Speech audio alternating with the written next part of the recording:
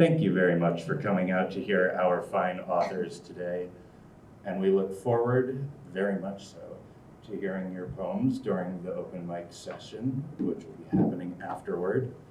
As Carole said, my name is Gabe Cleveland. I'm the director of CavanKerry Press, an independent nonprofit press operating right down the street here in Fort Lee since the year 2000, over by Hiram's. It's my privilege to introduce our readers to you today. Today's reading will feature, in order, CavanKerry staff member Dimitri Reyes and our authors Carole Stone and Marina Carreira. Marina is a queer Luso-American writer and multimedia artist from Newark, New Jersey. She is the author of Save the Bathwater, I Sing to That Bird Knowing He Won't Sing Back, and this year's luscious collection, Tantu Tantu. She is also a visual artist who has exhibited her work in several galleries, including the Monmouth University Center for the Arts, and was the recipient of the Sundress Academy for the Arts Summer 2021 Residency Fellowship.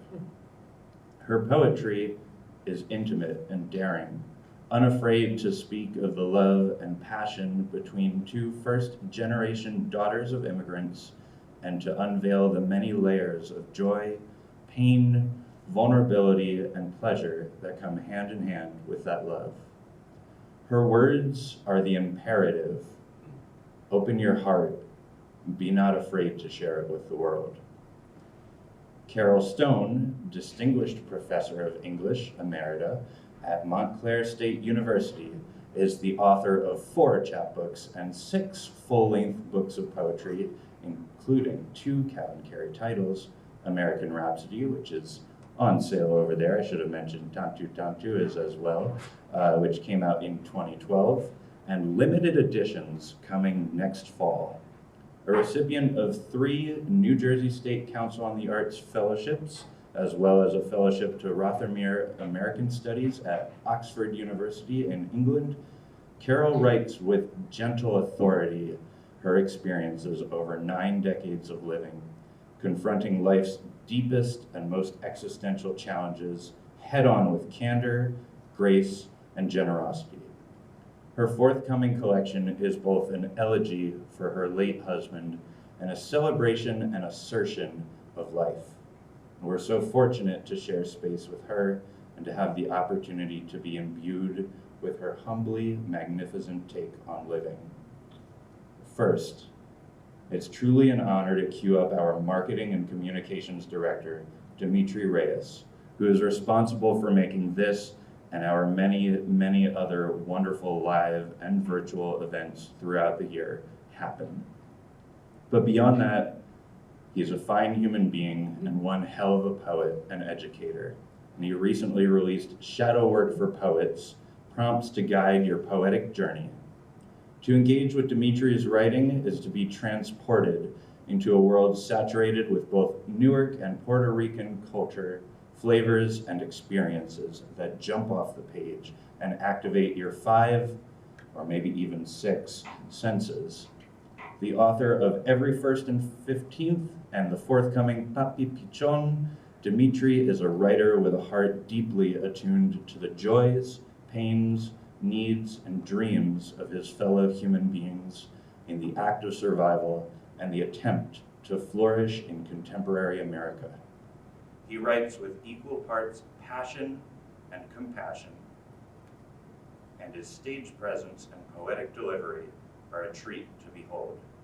So without further ado, my friend, Dimitri Reyes.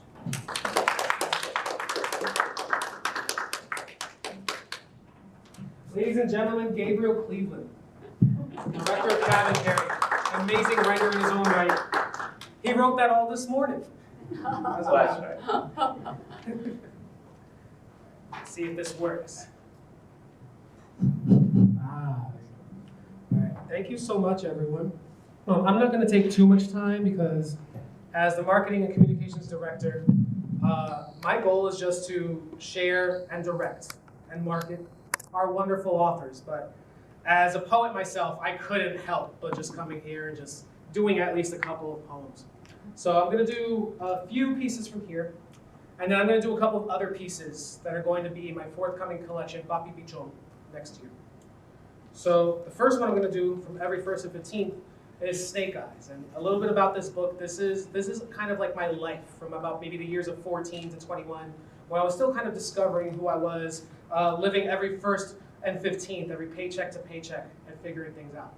So this one's particularly about things that you shouldn't do in a high school bathroom, but you decided to do anyway. And this one's called Snake Eyes.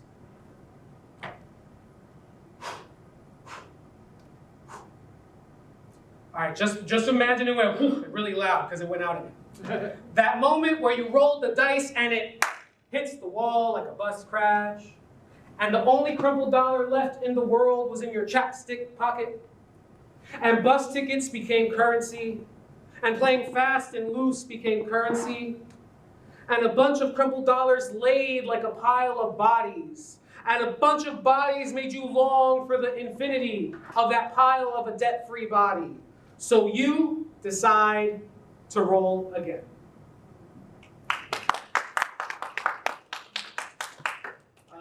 As you can tell, I haven't gotten a haircut for a while, but this poem is about times where I went to go get haircuts. So at some point, you can actually imagine me, I didn't have any of this either. Some of this, I didn't have any of that either, but that's besides the point. So this one is called On the Seventh Day, and it's about going to the barbershop. The barber pieced me up. I asked him for aventura. He said this place serviced history, no adventure without cleansing. We talked sports and more music, and I wondered if he should fade my temples into a 1, 2, 3, or cut me close enough to call my crown Brooklyn. I'm not a Puerto Rican from Brooklyn, but sitting in this chair gets me closer every week.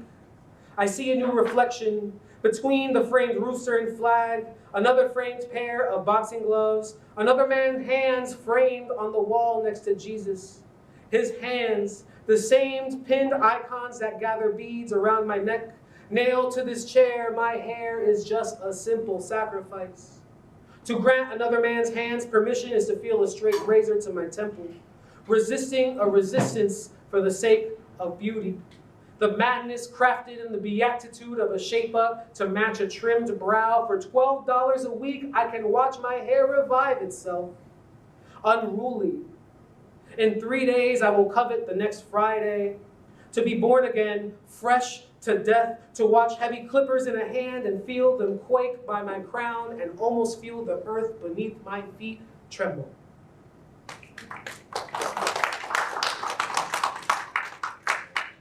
So I'm not going to need the mic. I'll have like 2 more poems, but we'll need the mic soon. Right. This last one, how many of you don't do laundry at home? How many of you have to go to the laundromat for laundry? We are blessed people because only one person had to. So this is to a time where I had to go do laundry, and I only went to do laundry on the Wednesdays because there were 99 cents a wash. Right? Anyone that was in college, you know it's ramen noodles and 99-cent laundry machine washes. So this one's called Spin Cycle. Wednesday morning school children playing hooky with their mother's permission. It's 99 cents for a wash. Mothers and their mothers will probably be here all day. Watching cable for free, Mickey Mouse Clubhouse on 3 TV screens, English in Spanish, Spanish in English. Closed captions are a duck and mouse playing dress up. Our cats and dogs doing the can-can. Mothers and their mothers can't afford to pay full price while lavanderas fold towels. Kids stepping under and over laundry baskets, hiding in special hiding spots, out of reach of anyone over 36 inches. Still in range of Capri Sun commercials and Mickey's, oh boy, an exclamation to a secret. These lavanderas stocking fabuloso. Madres making math out of machines, stuffing 5 cubic feet in clothes into basins that only suggest 4.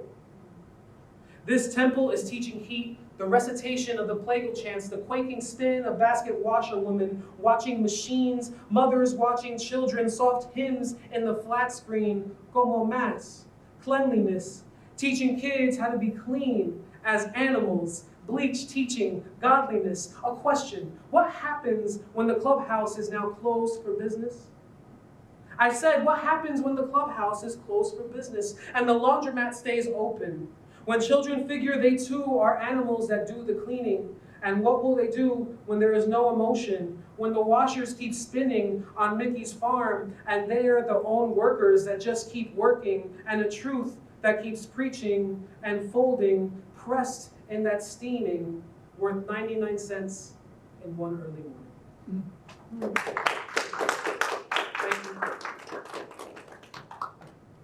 All right, this is actually my wife's iPad. And if I didn't remember the password, we were in a world of problems. So that's great that we got this. And my next collection, Papi Bichong, is actually a translation of Father Pigeon. And it's this mythological figure that traverses between Puerto Rico and the Caribbean and back to the US. But it also traverses throughout history because being a third generation Latino, I'm still trying to understand what the identity is like. And the only way I was able to understand it was by creating this myth. And Disney Plus is a crazy place right now with all these different multiverses. So I really tried to imagine Caribbeans in different multiverses. So this one is actually called Papi Pichon Throws a Coin into the Multiverse. And thank you all, you've been great listeners. Atabe, I wish for more worlds where we'll know how to survive outside the bodega. In a future where we're more than just supermarket apron. In one creation, we are Port America. La Isla is beautiful in every iteration and will still be here with or without the rising of the sea levels. Sometimes, Caguama is our Isla Rico, always migrating, rich land of being, canals and rivers that will flow fuller, water and fields of blue-green. There's an exhibition. Nature makes gentrification look like a squatter's camp. The energy of active water teaches life and death. Like force, it remains present and invisible. Pride is in the property of body. Apartment buildings and multifamily houses still exist, just as hot and balmy, but we've learned to sweat grains of rice out our pores, releasing from skin because evolution allows bean flesh to now cool us off. For the Caribbeans who don't like beans, in another world, pigeon peas will do the same thing. In this world, people wear Puerto Rican basketball jerseys because after our fifth and final exodus, from here or there, we continue to now win Olympic gold, and Puerto Ricans in the NBA also have sneaker contracts. To make this clear, we don't diminish ourselves to 5 billion different pickup games. We are worlds where sneakers are no longer symbols of our status. I'll read just this last part here. Thank you all so much.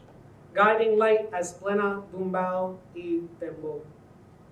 Yokahu, I am bare-chested and beaked just for you. Where the more sand I sprinkle in the light, the more we hold up and see in our genes, which means there is a cosmos carried still inside us. Even when we're gone, there's a universe of homeland beyond vacation haven. After holidays are over, we fly back to Puerto Rico because independence has happened and it is our turn to manifest a destiny where everywhere is our Puerto Rico. This different future features Fat Joe, who is now just Joe because fat and skinny are now the colonized idea of the spirit. Joe is quoted like Hector Lavoe because hip-hop now becomes salsa, and salsa now becomes what bomba was, and they're ever more married, and these are the histories that continue to expand. Puerto Ricans migrated to the United States South instead of the North because of the rows and rows of cassava fields. Know that when you hear this, we are not sobbing, that our rib cages can't continue the size of our hearts, that our lungs continue to enlarge with every breath, evolving us until we're fish again, where natural selection finds good people, able to swim from the Gulf or the Keys, past hurricanes, past beautiful weather, to the island and back again. This is free of string theory. This is free of any political calamity. These are these imaginary borders. Thank you.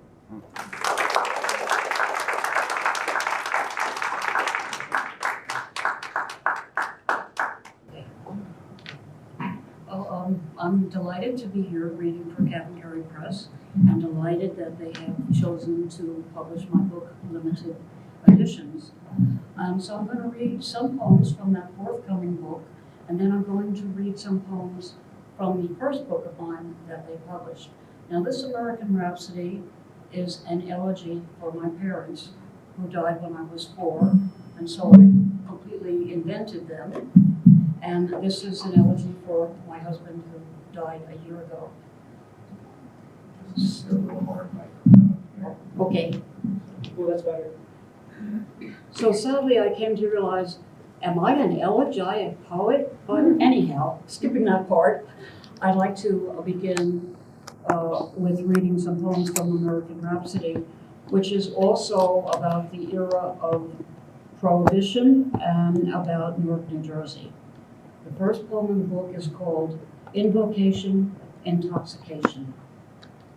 Oak barrels, hops, and yeasty brew answer the door for merrymakers, rushing to get sozzled, tasty booze flowing from kegs, basement jugs, in bathtubs, in stills, poteen, bathtub gin, moonshine, applejack, Mountain Dew, sacramental wine, blue skies smiling at me, bottles emptied, thrown in garbage heaps from nightclubs, saloons and speakeasies, gin mills, whoopee hollers, new generation of moneymakers soaring. It's here at last, now for an era of clean thinking. The Anti-Saloon League wishes every man, woman, and child a happy, dry year and a share of the fruits of prosperity, which are bound to come with national prohibition. On our side of the Hudson, across from the big-time racketeers, beneath the Pulaski Skyway, on bays and inlets of New Jersey's shore, the Prohibition high sea operation transported cases of Hague and Hague, Piper Heinsick, Booth's Gin, from England, France, Scotland, to St. Etienne, Canada, and on. Nothing but blue skies do I see, to just beyond the 12-mile limit off Sandy Hook, the New Jersey rum runway, where men transferred them from fast skiffs to a fleet of World War I Mack Bulldog trucks. The chief business of the American people is business. Invocation brewing in my intoxicated imagination. The cocktail and I are born. In case you didn't get any of this historical allusion, footnotes, footnotes. Okay, so read another one from this. Here's looking at you. Rob Roy's, Bacardi's, Gimlets, Sour Rye. Down the hatch, revelers shout, raising their drinks. Along with you, Father, to whom I never said goodbye. Customers give the password through a door slot. Joe sent me by. And after a couple of rounds of liquor, they're in the pink. Rob Roy's, Bacardi's, Gimlets, Sour Rye. To a long life and a merry one, here's mud in your eye. America's dark heart parties, as rich and poor think, along with you, Father, to whom I never said goodbye. The good times will never end. No one told me why you left or where you went. Your ice cube glass clinks, Rob Roy's, Bacardi's, Gimlets, Sour Rye. For in this scenario, you will never die, still at the bar, flirting with peroxide wives in minks. I leave you in limbo, Father, to whom I never said goodbye, dapper in solid green pants and regimental tie, still at the bar. Here's looking at you, a man forever linked with Rob Roy's, Bacardi's, Gimlets, Sour Rye. Father, goodbye.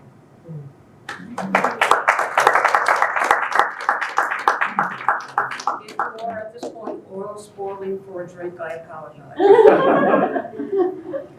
On the way here, Dimitri and I were talking about Newark. I was born in Newark, and he spent a lot of years in Newark from what he was telling me.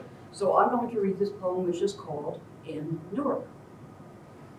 3 young men and a young woman off to college in September gang members forced to kneel against a wall, holding guns to their heads, murdered in a schoolyard. A 7-year-old boy driving with his mother, shot by men speeding by in a car. A truant 9th grader giving birth in a car stifles her baby's cry. From Frelinghuysen to McCarter Highway, Clinton Avenue to Lyons, death patrols the streets, loiters among the jobless at Military Park. School kids aren't toward the presidents. The ex-mayor is found guilty of stealing. In the city where George Washington began his march to the Delaware, ache for those I lost never stilled. I memorized the states in alphabetical order under Lehigh Avenue's leafy trees, played two-hand touch football, lived in a house no one told me I owned, deeded by grandmother with an X. Where skyways and turnpikes begin, the crossing of America, and the Osborne Terrace Library, Icarus, not yet fallen from the sky, I found my first poet's pastoral ball, a gift that saved me.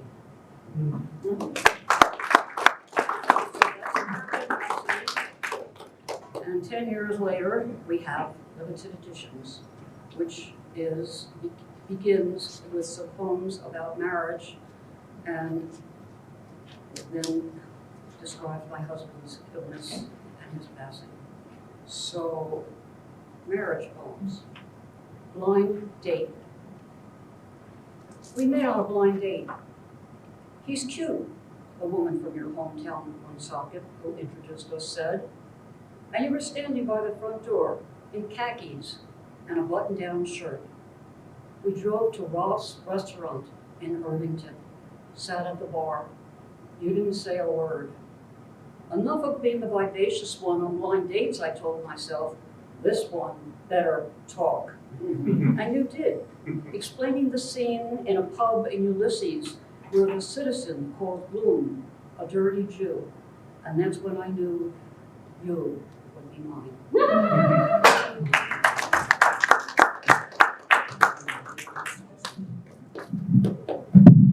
Thank you. Let's see. The Luxembourg Gardens. On a hot Sunday afternoon, cranky and tired from the metro crowds, we stepped into the Luxembourg Gardens, past a statue of an embracing couple, limbs frozen in desire.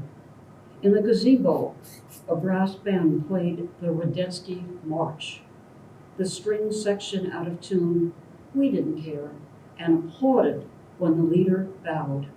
We rested on a bench, my head on your lap, as if we were just beginning our lives together, young and ignorant of what lay ahead. Even the pigeons that splattered at us couldn't change this moment. We walked away from the Medici fountain, the two chestnut trees that bent over us like a mother and father, happy that their children found pleasure.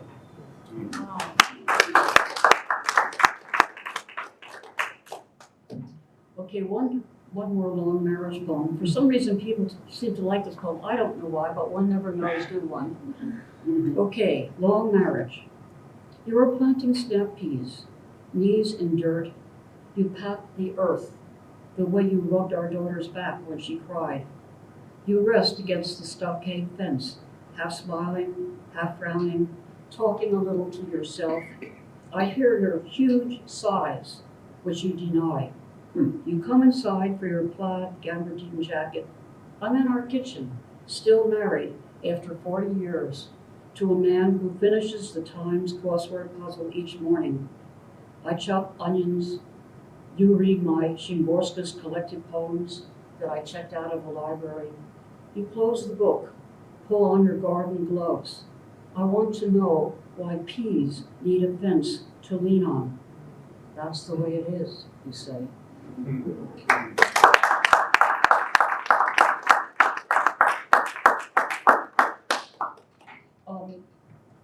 Could you just raise your hand when it's time? Because Oh yeah, for me to sure. stop, because I can't do it while I'm reading the poems. Okay. Oh boy, this part of the book, it's hard to know. It's hard to know where to go with this. Well, I suppose I might as well read the title poem. That's always a good thing to do.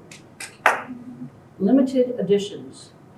Our neighbors Levers, married 72 years, died today in East Hampton, 2 hours apart, ages 96 and 97. It's time to go, sweetie, Gerson, still painting, told Judith. When we drive an old stone highway, pass by their estate, I think of her exquisite brocaded handbag designs carried by Jackie Kennedy, Princess Diana, Barbara Bush, without straps, in the shape of fans, eggs, pigs. You could hardly fit anything into the tiny clutches, a lipstick, a $100 bill, limited editions, as we are.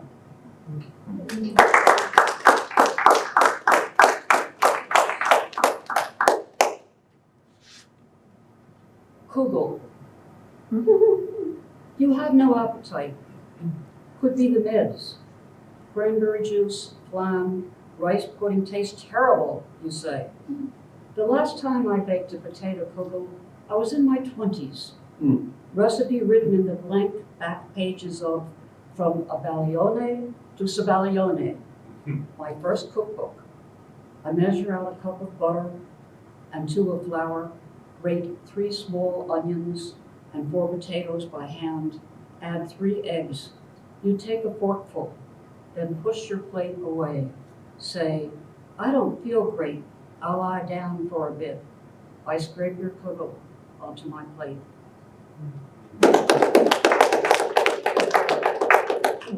Okay, so I think at this point, I'll read some poems from the end of the manuscript, which shifts into a more, I won't say happy, another tone. Okay. Spring again. June has come lightly. Paddle boats ply the lake. Kids scream and laugh. Couples sit on benches, nod and smile as I pass. A man walks toward me, his face a lamp lit up by morning sun. He's not bent over, doesn't carry a cane. I can't remember what stupid thing I said to start the conversation. I told him my name. He said it was his wife's, gone 3 years now. Roses are blossoming on this marvelous spring day. He takes out his flip phone, asks for my number. I haven't lost the art of flirting. And so one more then from the end of the book, which is, let's see.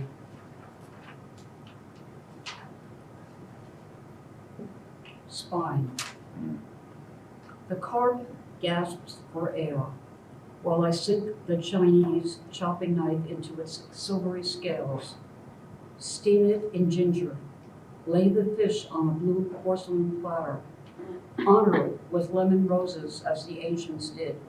At last, I have the patience to lift the flesh from the bony spine. Learn to hold chopsticks, raising each morsel to my lips, the way Lipo drunkenly reached for the moon in a pond and fell in. Whatever is to come, I am glad I picked these bones bare.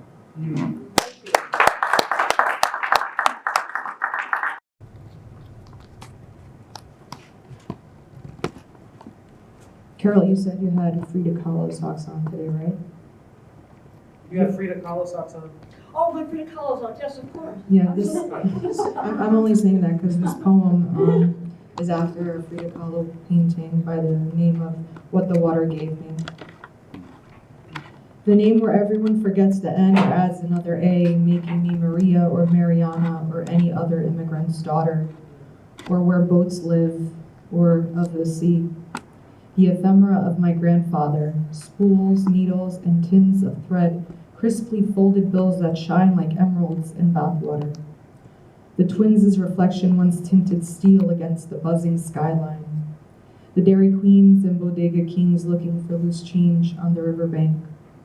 The dresses that never made me the woman my mother hoped for. The birds never returned to a vase cage. The respite from dark woods after dark-hearted men took what they never asked for. All the lovers I buried with beautiful lamentations. All the siblings I drowned and the one I couldn't. All the seahorses carrying my daughter's dreams. All the carnations blooming from my palm. At the foot of this claw-footed haven, blood-red toes like black holes at the center of a galaxy, dazzling with fire and ice, and I dizzy in my own becoming.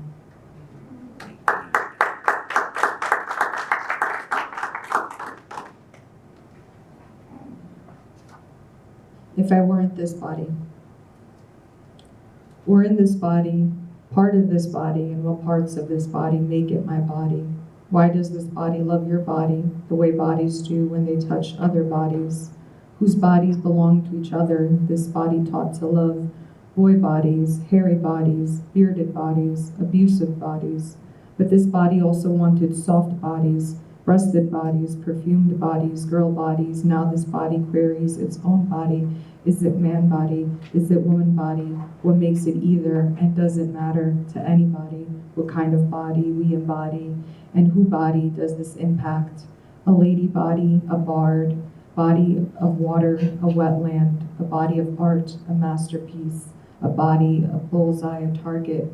Some days a boulder body, other days barely a body, bare and breathing, a shiny body like a star, like a moon-filtered body, like a magazine body or Instagram model. This body a lion, this body a lamb, a bad day body, a sober body, survivor body, medicated body, hard-bodied, hostage body, heavy body, heavenly body, pussy-bodied, mama-bodied, a candle of a body, a cage of a body, eucalyptus tree of a body, thimble of a body, fiction of a body, fadu of a body, looking for another body, to believe it more than a gendered body, will somebody.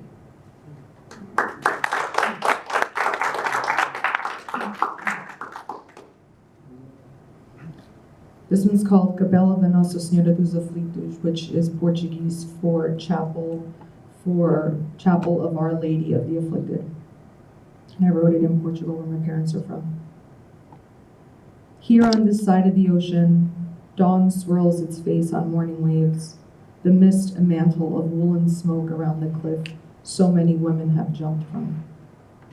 I walk steadily to the old chapel Nazarenas pray in for the return of their husbands, but I'm not here to pray. Just stand and bear witness to the crumbling blue and white tiles that form the Blessed Mother of the afflicted, the saint of those plagued by fear and famine, phantasms of the body and mind. No one knows I'm here to consider sanity, to imagine a world where illegal is not a person, but an act, on an earth being swallowed by itself. To the kneeling tourists on my left, I am nothing more than an overwhelmed Americana who forgot her camera but doesn't care. It looks like rain is coming, and that is one less thing to wet. On that side of the ocean, you tell me about the sweltering heat of mid-afternoon Newark. It's murder out here. The sparrows stick to the cherry blossoms to stay cool, and we all know how they love to fly, so imagine.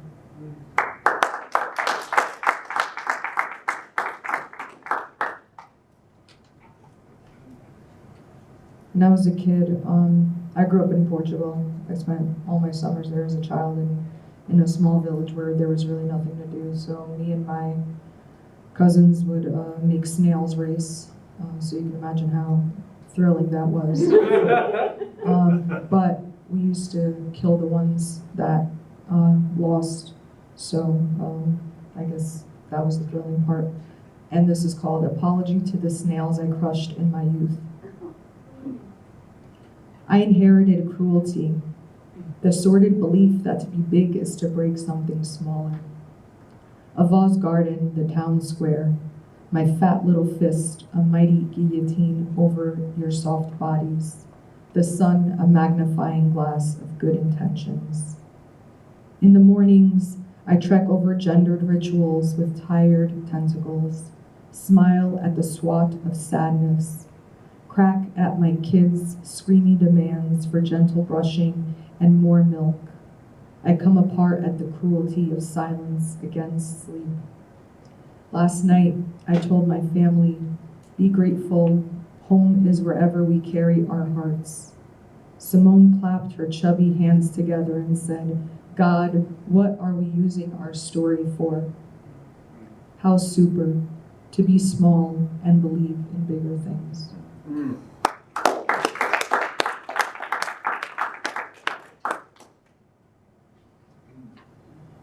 This one's called The Quiet.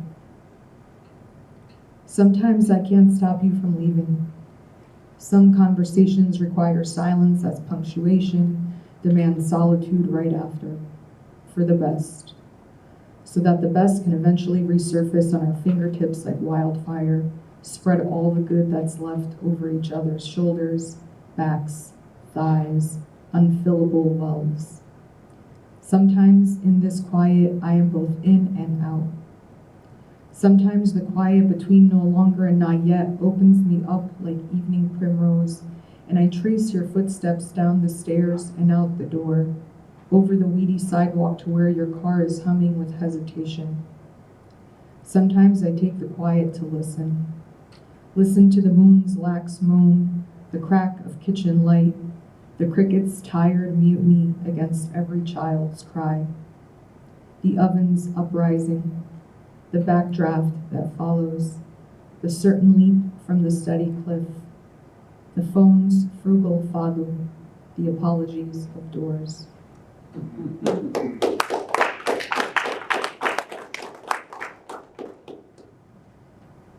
I'm going to read 3 more. This is another body poem, and it's in conversation with my mother. The body.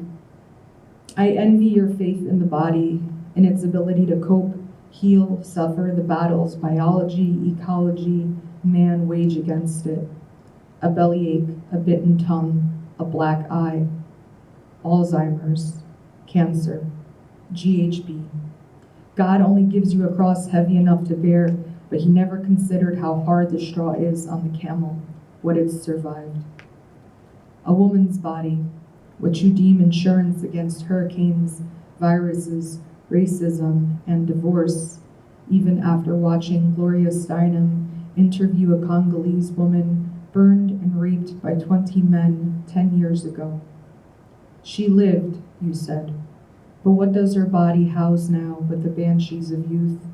Cataracts that see through things, planets of scars, a blood-pumping grenade, an ache so viscous and vicious, so wide the great flood becomes a shower.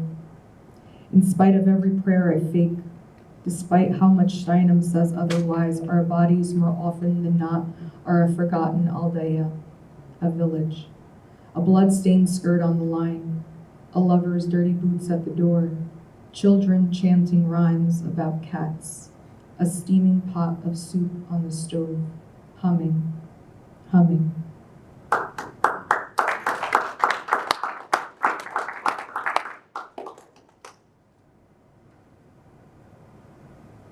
This one's after Alexander McQueen, and it's called Savage Beauty. In the interstitial room of morning, we wake more animal than anything. Holes and lids, fur and folds, pinned, tucked, and ruched to form the perfect, functioning beast at the desk, in the cubicle, behind the wall, against the window, at the top of the highest building we unjump from. By night we feral back, fairy-horned hearts into ribbed nests waiting to witness the most magnificent thing in the world flutter from the eye socket of the full moon. We need such savage beauty, monarchs and murmurations, swallows creasing against orchids, carnations twirling cigarettes, snapdragons with Swiss Army knives, marigolds and magnolias nibbling the breasts of unseen gods, bloody roses and blood-red rosaries. I was raised to pray for beautiful things, feathered, daggered, and dangerous replacements for mothers on days where we leave the house not in our body, but in a bag of mewling kittens like the one my grandfather buried before the mother cat could tell.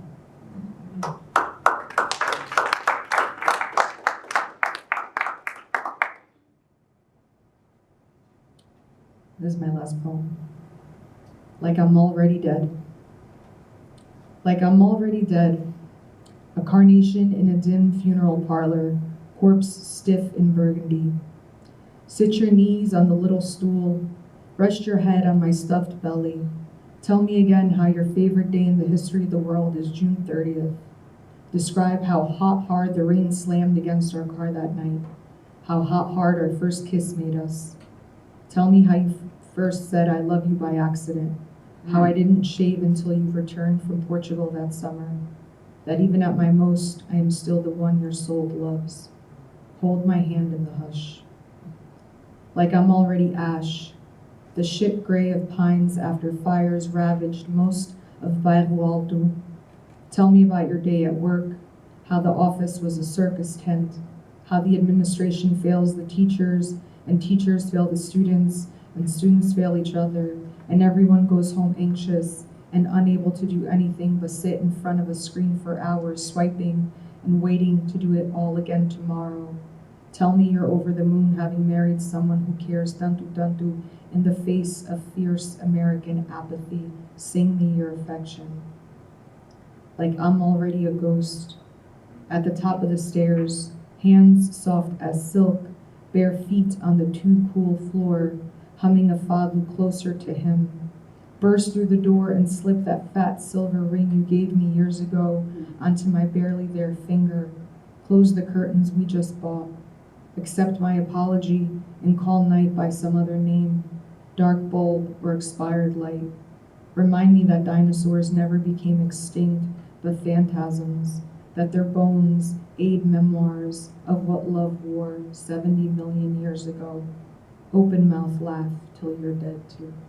Thank you. The diversity of the poems, I thought the choices were excellent, and they each spoke to me in a different way. And Stone, I liked your ones about pick those bones bare. They kind of remind me of some other poems that I have dealt with. And I like the food poems. I like the whole metaphor with food and gardening and that type of thing, you know, digging in the garden and digging inside yourself. I loved your poems. I'm sorry, say your name again. Say it, Marina. Yes. I really liked the apology to snails was just magnificent. It was very well concise and constructed. And the gentleman in the back, I loved his first one with rolling the dice and the drama, and I liked it, you know, that he knew it in his head and in his heart. I applaud you all. It was wonderful. Thank you.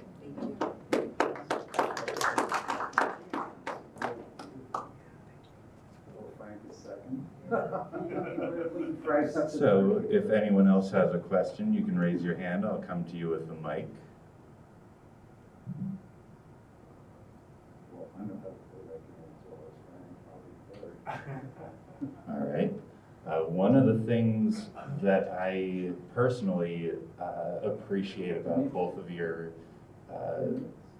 collections of poetry that I've been so fortunate to experience, and I'm speaking in the first draft. Usually I write these questions down before asking them, but it's just the level of detail and your ability to bring to life your personal experience in a way that resonates with me so deeply. And I say I can visualize you standing there in the kitchen, you know, as Sarah mentioned with the poem Spine, you know, piecing apart the fish and preparing it so intimately. And in so many of your poems as well, Marina, there's this deep intimacy between you, your partner, you and the world, you and your neighbor who, you know, needs to get with the 21st century, perhaps, all over there.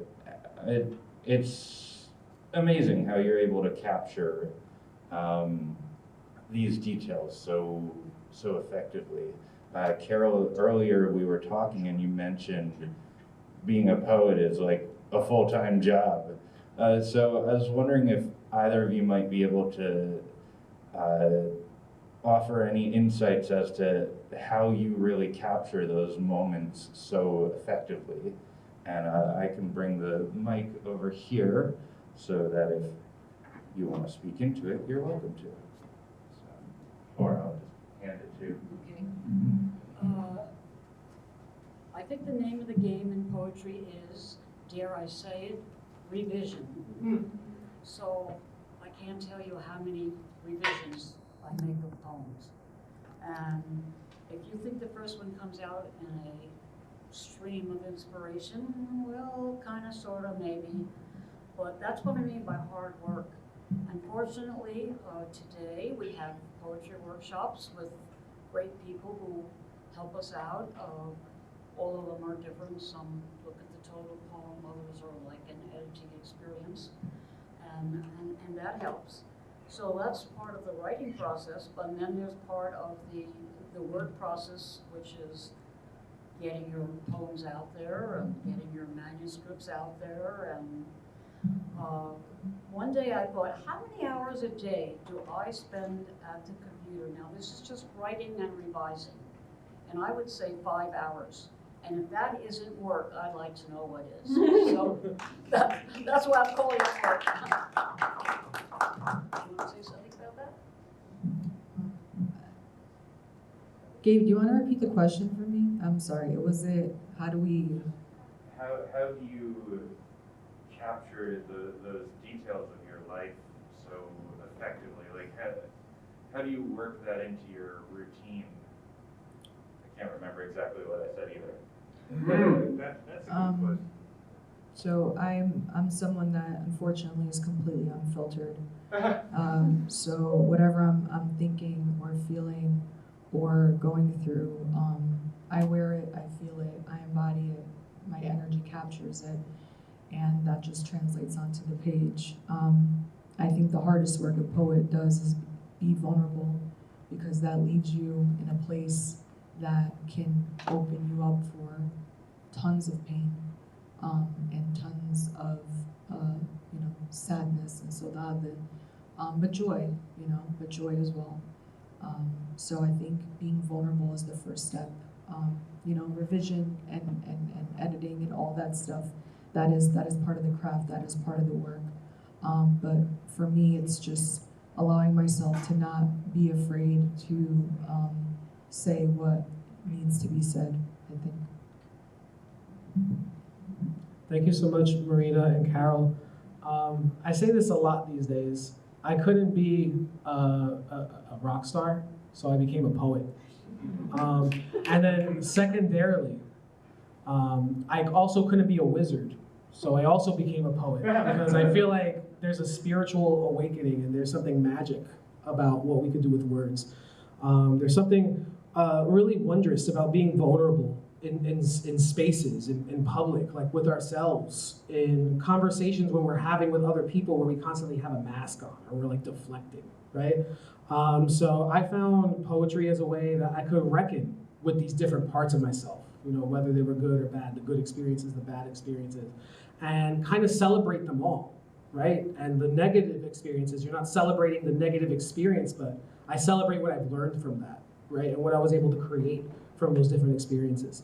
I also think that we were talking about the idea of what work is, right? Like, how do we stay committed to the work? And really knowing that writing isn't the only part of the work, right? Talking to folks, experiencing life, watching a movie, reading a book, just experiencing life and the love and the trials of life. That all kind of just feeds into the energy of what I put on the page. So usually when I'm writing, it's just having a fleeting thought of euphoria or of pain and saying, oh, I don't want to forget this one feeling. Let me put this in a poem and then work my way out of it to make me feel better. And chances are, when you write something, someone else in the room is going to feel that same feeling that you felt, right? And I think it's really important to get that out, because the more I work with poets and the more I do readings and panels and stuff, I realize that everyone's kind of sharing a very similar frequency. Even if, you know, I'm a third generation Boricua from Newark and someone else grew up like in the Palisades and they're from a different generation, right? We all kind of fit into that same marker of feeling. Did you have another question? Well, just to reiterate what you're talking about, I'm always telling my students, I'm always telling my students, you're writing about your feeling. I mean, these poets are writing about their feelings and their emotions. They're not writing a piece for the New York Times. And so it's always easier for me to say what poetry is not. It's not a short story. It's not a piece of journalism. It's you're writing your thoughts and your feelings, and that's what you put into your form. All right, excellent, thank you. Any other questions? Any questions? I got one question in the back. One question in the back. So Carole kind of touched on this. The question is, how do you guys get past like sort of that resistance or the obstacles when you're writing, and distractions or anything like that? Do you have like a routine or a method that works for you? A routine. That's a good question. Well, first I eat breakfast. Then I go to my computer and I stay there a long time. Then I tell myself, you gotta go for a walk in the park, Carole. So maybe I get to go for a walk in the park. And how's the end of the day? Well, I gotta get to something like Downton Abbey or whatever. So that's gonna, that's gonna end my day. That's about how it goes. I don't know if that answers your question. Marina, do you have a routine?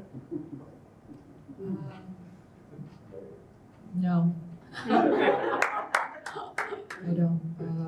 Between work and children and just life, I try to squeeze out any art I can. But I do try to read as much as I can, because I think that's what keeps you writing, is reading. So I guess if I was going to say, part of the routine is always constantly reading. I am so happy you said that, because that is so important, to be reading other poets. And not out of duty, but out of pleasure. I mean, I'm constantly amazed at meeting some poets who they don't read other poets. I just don't understand it, so thank you for saying that. Thank you. And so there is kind of like this common thread that there isn't, a fixed routine. I think there is an argument that there can be. Like, I think it really just depends on what your personality type is like, right? Like, some folks feel like they could wake up and dedicate themselves at 5 a.m. every day, do morning pages or whatever, and write for a couple of hours, or write in the evening, and that's great. You have other poets that'll just be washing dishes, and all of a sudden, or they're in their shower, and then all of a sudden a line pops up, and you got to write it on the shower glass before it goes away, right? So I really think it depends what works for the individual. For me, I always feel like I'm in the battle to stay in love with what I do. And if I don't love it, I don't want to do it, right? So sometimes I'm not going to want to write for a long time. Sometimes I'm going to want to read. Sometimes I'm going to want to binge watch something. Sometimes I'm just going to want to work on myself. And I think all of those different things gets you to where you need to go creatively, right? Because if you're not right mind, body, and spirit, like, you could still write. I'm kind of backing myself into a corner here. So let me just say that first. Mind, body, and spirit, I really think you should all have that in check, right? But because you got to worry about yourself before you can worry about the writing. You could write through the pain, but then the art starts becoming a martial art with yourself, and you don't want to hurt yourself, right? You don't want to spin yourself in circles. So I really think that there's some equilibrium or balance between us being artists and us being people, and then sometimes they meet in the middle somewhere. All right. Sarah, you have one more?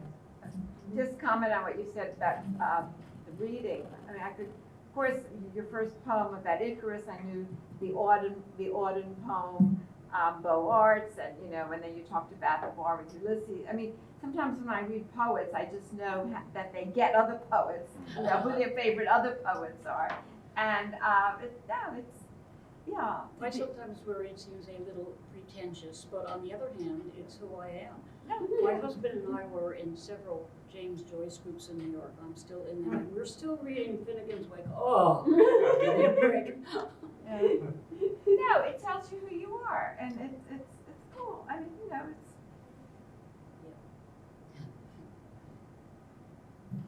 Okay, so the teleprompter is telling me that that's all the time we have for a Q&A. Clap it up one more time, everyone. Thank you so much.